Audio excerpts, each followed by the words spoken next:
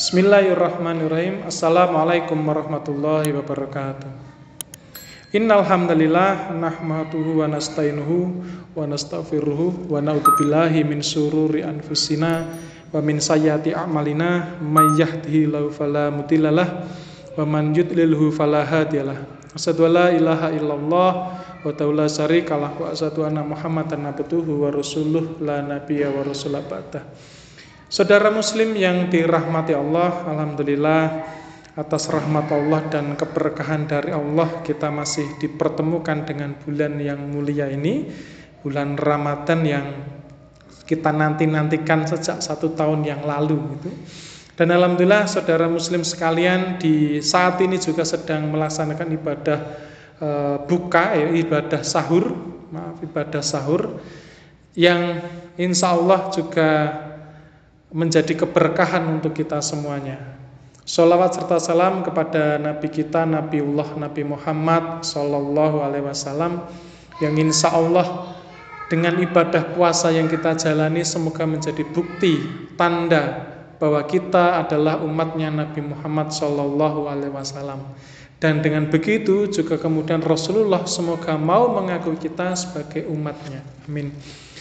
Saudara muslim yang dirahmati Allah, kita begitu banyak mendengar terkait dengan problematika kehidupan, terutama di dalam pendidikan, yang mungkin saudara muslim sekalian pernah mendengarnya di media sosial ataupun mendengarnya secara langsung, dan mungkin juga dari antara kita ini ada saudara yang kemudian menjadi bagian dari pendidikan itu sendiri.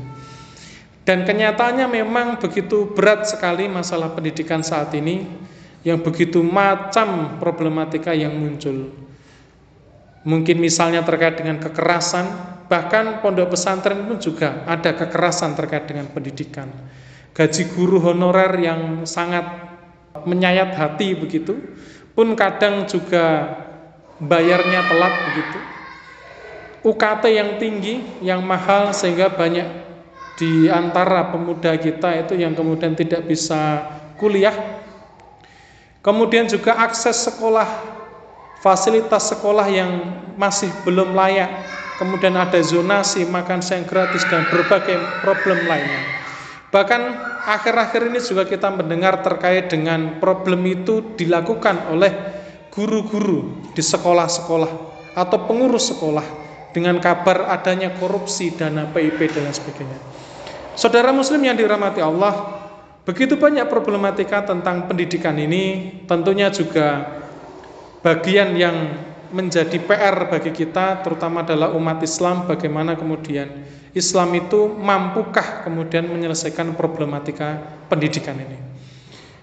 Kita mungkin tidak akan membahas terkait dengan problem-problem satu persatu problem yang muncul, tetapi yang perlu kita pahami terlebih dahulu adalah apa sih sebenarnya makna atau tujuan dari pendidikan itu sendiri. Sehingga dari kemudian kita mengetahui tujuan dan makna dari pendidikan itu, kita nantinya bisa kemudian mengurai problem-problem yang begitu besar di dalam pendidikan ini, kita bisa urai satu persatu sehingga masalah itu bisa menjadi tuntas. Nah, saudara muslim yang dirahmati Allah, ada beberapa hal yang sebenarnya yang patut kita catat di hari ini terkait dengan tujuan pendidikan itu sendiri. Kurang lebih insya Allah nanti ada 4. Nah, yang pertama dari tujuan pendidikan itu sendiri adalah, yang pertama dan ini mungkin yang paling utama adalah memahami hakikat tentang kehidupan. Jadi tujuan dari pelaksanaan pendidikan itu adalah untuk memahami hakikat makna kehidupan itu apa. Dikarenakan ketika kemudian kita sebagai seorang muslim atau manusia begitu, dia tidak memahami betul tentang apa hakikat dari adanya pendidikan, ini akan menjadikan orang tersebut di dalam kehidupannya, di dalam menjalankan kehidupannya, ya dia akan tersesat.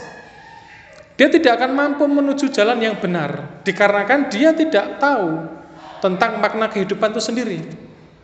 Nah, di dalam pendidikan ini harusnya yang menjadi utama kemudian dipahamkan kepada umat manusia tentang makna pendidikan. hakikat dari makna kehidupan ini yaitu adalah memahami hakikat kehidupan yang sebenarnya sebagai seorang manusia. Lalu bagaimana hakikat yang benar itu? Hakikat yang benar ini sejatinya adalah manusia itu harus memikirkan tentang 3 hal, atau yang biasa kemudian saya sebut dengan uhdatul kubro. 3 hal itu apa? Yang pertama adalah dari mana kita itu berasal. Yang kedua, untuk apa kita hidup. Dan yang ketiga, mau kemana setelah kemudian kita mati. Ini 3 hal inilah pertanyaan yang mendasar yang harus dijawab oleh setiap manusia ketika dia pengen hidupnya itu dalam posisi yang benar, di dalam rel kebenaran. Ketika dia tidak mampu menjawab ketiga pertanyaan ini, maka hidupnya tersesat. Mampu menjawab pun jika jawabannya salah, maka dia juga akan tersesat. Maka ketiga pertanyaan ini penting untuk mencari makna kehidupan kita. Yang pertama, dari mana kita berasal? Banyak orang yang memahami asal manusia itu ada dengan sendirinya, atau mungkin diciptakan oleh yang lain. Nah, ini bisa kita kemudian jawab secara dengan akal kita, dengan berpikir kita, karena manusia semua punya potensi berpikir dan berakal ini. Kita bisa untuk menjawab dari mana sebenarnya kita berasal. Kita bisa melihat sekeliling kita, melihat tentang kita sendiri, kemudian alam semesta dan kehidupan ini. Bahwa ketika kita amati tentang alam semesta, manusia, dan kehidupan ini, semuanya itu serba terbatas. Coba kita lihat di sekelilingnya masing-masing. Di sana ada kemudian benda-benda yang kalau kita lihat benda-benda itu semuanya terbatas. Dia tidak mampu melakukan hal-hal di luar benda itu. Misalnya di situ ada pintu. Pintu itu tidak akan bisa kemudian menciptakan dirinya sendiri, pintu itu. Dia diciptakan oleh orang lain. Begitu juga mungkin di depan saudara muslim sekalian ada peralatan makan, piring dan lain sebagainya. Semuanya terbatas. Piring itu tidak bisa mencuci dirinya sendiri, tidak bisa membersihkan dirinya sendiri. Dan semuanya yang kita lihat di sekeliling kita ini semuanya adalah ciptaan. Begitu juga dengan manusia.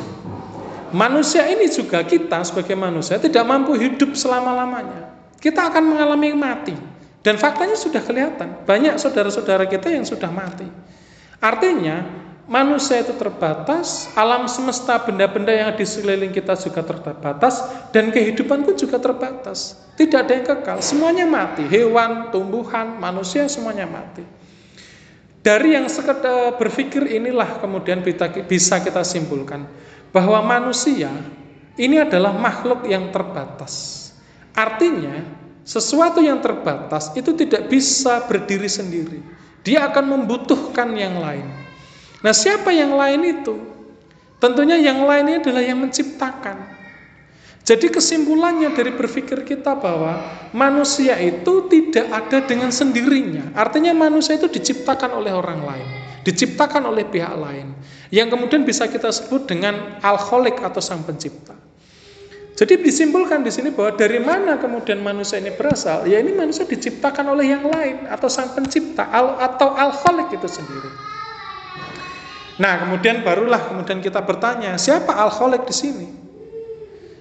Al-Khaliq di sini juga bisa kita pikirkan dengan 3 pertanyaan. Yang pertama, Al-Khaliq itu adalah dia diciptakan oleh yang lain. Yang kedua, Al-Khaliq itu dia menciptakan dirinya sendiri. Dan yang ketiga, Al-Khaliq itu adalah wajibul wujud atau ada dengan sendirinya. Kemungkinan yang pertama bahwa Al-Khaliq itu diciptakan oleh yang lain, ini sebenarnya secara akal dan logika berpikir kita ini tidak bisa diterima. Kenapa? Jika Sang Pencipta itu diciptakan oleh yang lain, berarti di posisi ini Sang Pencipta ini adalah makhluk, karena ada yang lebih hebat. Berarti tidak mungkin Sang Pencipta itu diciptakan oleh yang lain. Nah, yang kedua adalah Sang Pencipta itu menciptakan dirinya sendiri. Ini secara akal kita juga cacat ini. Kenapa? Tidak masuk akal begitu. Karena pada saat yang bersamaan dia menciptakan dirinya sendiri, artinya dia adalah pencipta sekaligus makhluk. Ini tidak bisa diterima secara akal kita. Maka Kesimpulan yang pertama dan kesimpulan yang kedua itu tidak bisa menjawab siapa itu Sang Pencipta. Nah, kemudian yang ketiga, yaitu Sang Pencipta itu ada dengan sendirinya atau wajibul wujud. Nah, ini adalah pertanyaan yang masuk akal atau kemungkinan yang masuk akal kalau Sang Pencipta itu ada dengan sendirinya, wajibul wujud, yang maha segalanya. Dia ada dengan sendirinya dan dia bukan makhluk karena dia Sang Pencipta. Siapa itu? Di dalam Islam sudah menjawab, Al-Khaliq atau Sang Pencipta itu adalah Allah Subhanahu wa taala. Di dalam Quran surat Al-Ikhlas sudah jelas bahwa Allah itu satu. Dia tidak beranak dan tidak pula diperanak. Ini menandakan bahwa Sang Pencipta itu tidak punya bapak, tidak punya ibu, tidak ada yang menciptakan. Dia ada dengan sendirinya. Jadi, pertanyaan tentang dari mana kita berasal untuk menjawab hakikat kehidupan yang benar ini, kita itu berasal dari Allah Subhanahu wa taala. Diciptakan oleh Allah Subhanahu wa taala, kemudian kita diletakkan di bumi ini. Itu pertanyaan pertama. Nah, yang kedua, kemudian pertanyaan kedua adalah untuk apa kita hidup di bumi ini?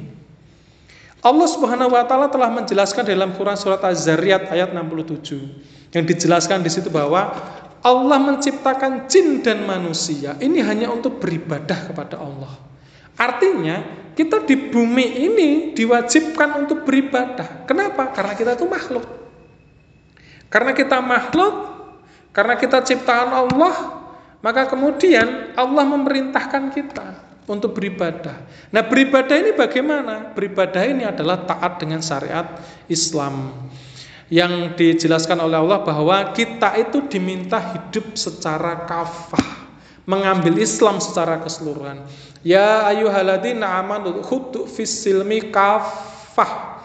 Diwajibkan atas kita ini untuk berislam secara kafah, menyeluruh, artinya seluruh syarat Islam kita pakai, kita gunakan.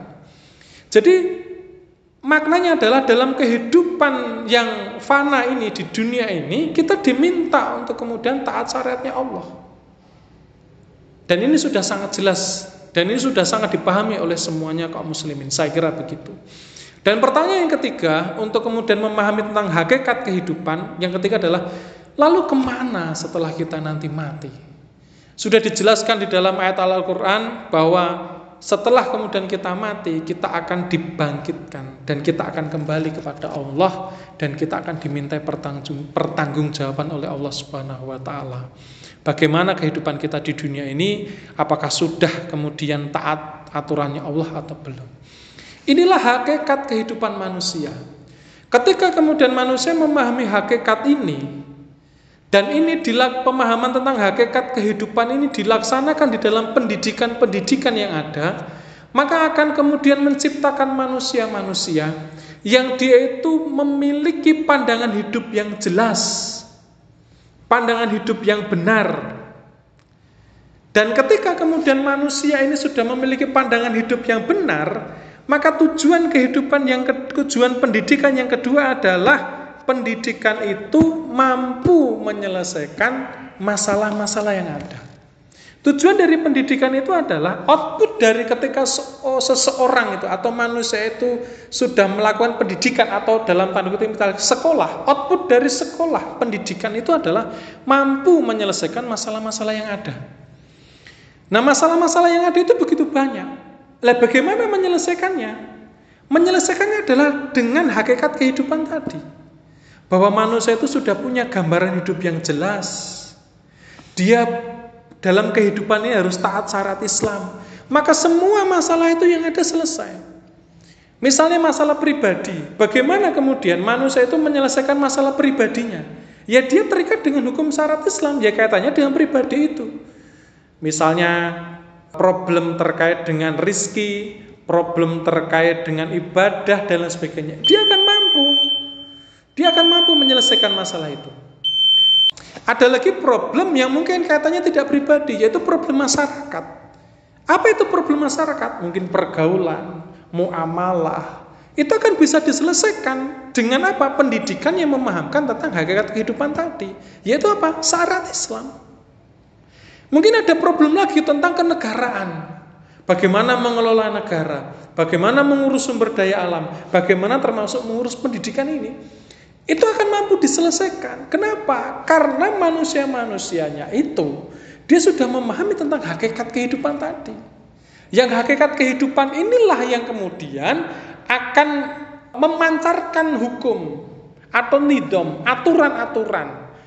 Yang hakikat kehidupan ini setelah dia jawab dengan benar, itu akan memancarkan aturan-aturan kehidupan tentang ekonominya, tentang pemerintahannya, tentang pergaulannya, tentang pendidikannya, bahkan tentang bernegaranya. Selesai. Jadi tujuan dari pendidikan itu juga adalah mampu menyelesaikan masalah-masalah yang ada. Tapi saat ini kita lihat output dari pendidikan saat ini, yang ternyata pendidikan saat ini itu bukan berbasis kepada Islam, tetapi berbasis kepada sekulerisme. Yang menanamkan makna kehidupan sekulerisme itu adalah kebebasan. Salah satunya kebebasan di situ adalah kebebasan untuk kaya, memiliki dan lain sebagainya.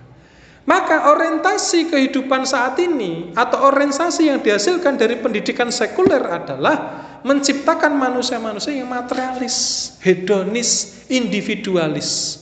Sehingga muncul berbagai masalah yang timbul, yang ada.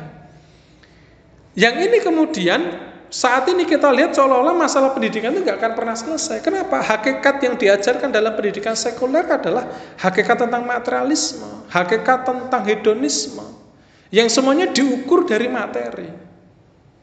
Bahkan pendidikan pun juga diukur dari materi. Karena pemahal, seolah-olah ketika saya itu sekolah, itu adalah investasi untuk jangka panjang.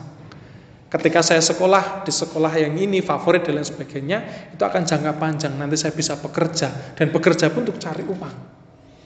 Ya betul memang, tetapi karena ukurannya materi, maka semuanya itu dinilai dari materi. Bahkan pendidikan pun juga ukurannya materi. Inilah sebab dari hakikat yang salah ketika diajarkan di dalam pendidikan. Jadi akhirnya apa? Manusia yang output dari pendidikan ini tidak mampu menyelesaikan masalah yang ada, bahkan malah menambah masalah, atau bahkan bagian dari masalah itu sendiri.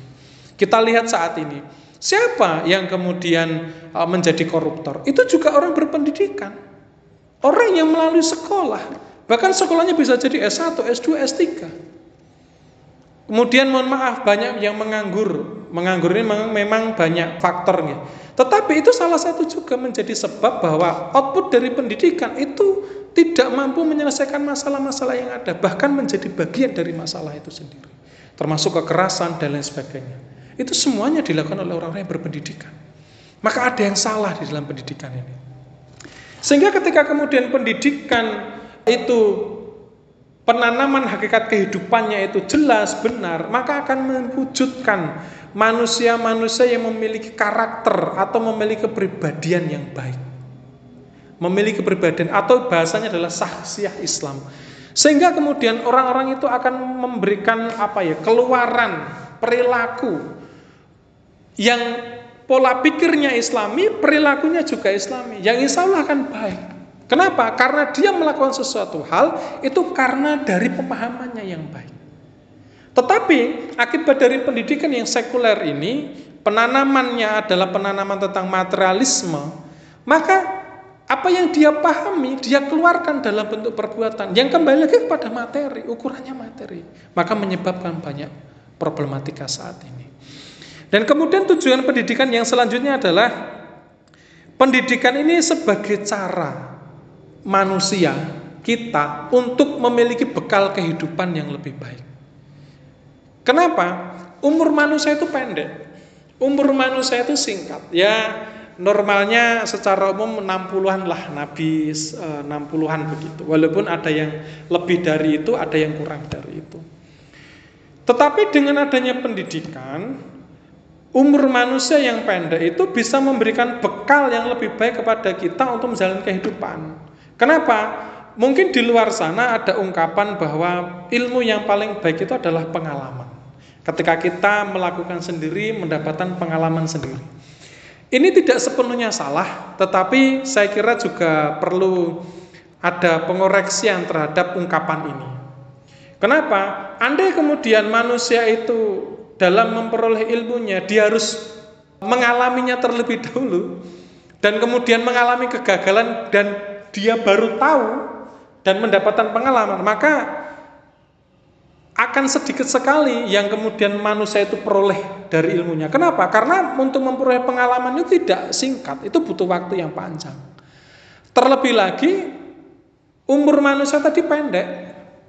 Dan terlebih lagi jika kemudian pendidikan ini pendidikan yang paling baik itu adalah pengalaman tadi, maka ketika kita mencoba dan kemudian harus mengalami sendiri, di sini kita akan kehilangan momentum-momentum besar, peluang-peluang emas itu akan hilang. Kenapa? Karena kita harus mengalami kegagalan terlebih dahulu untuk mendapatkan pengalaman itu. Maka sebenarnya pengalaman itu tidak perlu kemudian harus kita mengalami sendiri. Kita bisa belajar dari pengalaman orang lain, yaitu adalah melalui pendidikan. Atau yang mungkin bisa kita sebut dengan pendidikan atau pelatihan atau training dan lain sebagainya.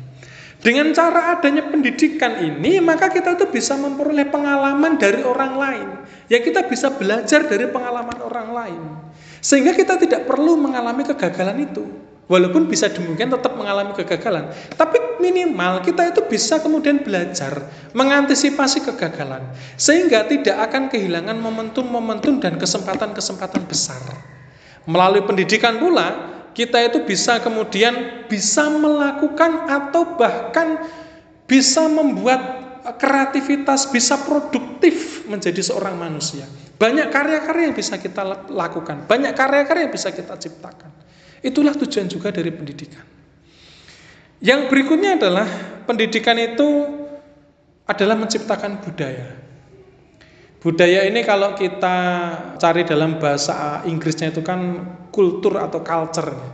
Yang itu maknanya adalah hasil karya cipta manusia. Jadi budaya itu adalah hasil karya cipta pikiran manusia. Maka menimbulkan budaya atau menciptakan budaya. Nah, jika kemudian di dalam pendidikan ini ditanamkan hakikat kehidupan yang benar dan manusia mengetahui hal itu, maka pengetahuannya atau sakofahnya ini akan kemudian menciptakan budaya-budaya yang baik, bukan budaya-budaya yang buruk. Ketika kemudian hasil manusia ini adalah manusia-manusia yang baik dengan pendidikan hakikat kehidupan yang benar tadi, maka akan menghasilkan karya-karya budaya yang baik. Bukan malah justru merusak manusia seperti saat ini. Yang teknologi atau mungkin hal-hal lain itu malah merusak. Tetapi ketika manusia itu secara hakikat kehidupannya benar, sakofanya bagus, sakofah Islamnya benar, maka dia akan menciptakan budaya yang baik. Nah inilah kemudian tujuan atau makna pendidikan Islam itu sendiri. Nah sehingga kemudian paradigma kita dalam menjalankan pendidikan ini tidak boleh lepas dari paradigma Islam. Atau kerangka berpikir kita dalam melaksanakan pendidikan, kerangka berpikir kita dalam kemudian membuat pendidikan itu tidak boleh kita lepaskan dari kemudian Islam itu sendiri. Kenapa? Karena hakikat kehidupan yang benar itu ada pada Islam.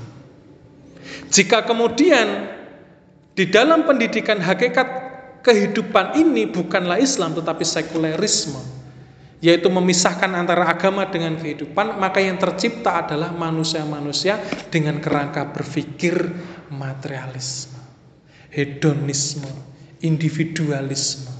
Sehingga kemudian apa?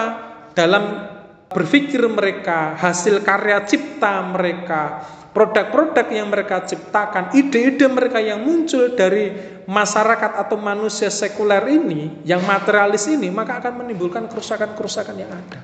Seperti ini hari, pendidikan kemudian banyak problemnya. Maka ini bisa menjadi pelajaran bagi kita, bagi kemudian individu muslim, ataupun keluarga, ataupun masyarakat secara umum, dan bahkan negara untuk menyediakan, untuk menjalankan pendidikan dengan paradigma Islam. Ini sedikit yang bisa saya sampaikan, mungkin juga tidak mampu kemudian memberikan jawaban yang konkret tentang pendidikan yang luas ini. Mungkin jika di lain kesempatan ada waktu lagi, ada kesempatan lagi, kita bisa membahasnya terkait dengan pendidikan di dalam topik-topik yang lain. Mohon maaf, akhirul kalam. Assalamualaikum warahmatullahi wabarakatuh.